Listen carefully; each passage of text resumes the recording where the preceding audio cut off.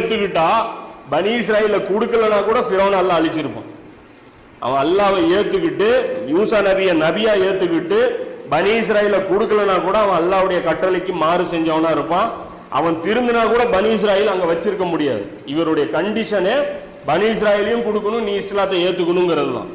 இது ஒரு மேட்டர் புரிஞ்சுங்க. ரெண்டாவது ஒரு பாயிண்ட் பாருங்க, மூசா நபி பனி இஸ்ராயேல்களை கூட்டிட்டு வந்துட்டாங்க. இப்போ ஃபிரௌனும் அவனுடைய கூட்டத்தார் என்ன ஆயிடுச்சு?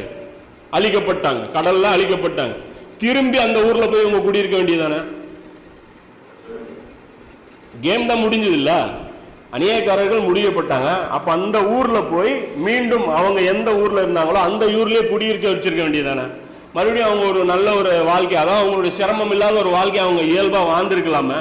அப்போவே தெரிஞ்சு போயிடுச்சு. அப்போ வேற என்னமோ ஒரு பிளானிங் இவர்கிட்ட இருக்கு. அப்போ இவர்கிட்ட வேற ஒரு அஜெண்டா எல்லாம் வந்து கொடுத்துருக்கான் அப்படிங்கிறத நீங்க புரிஞ்சுங்க. அதை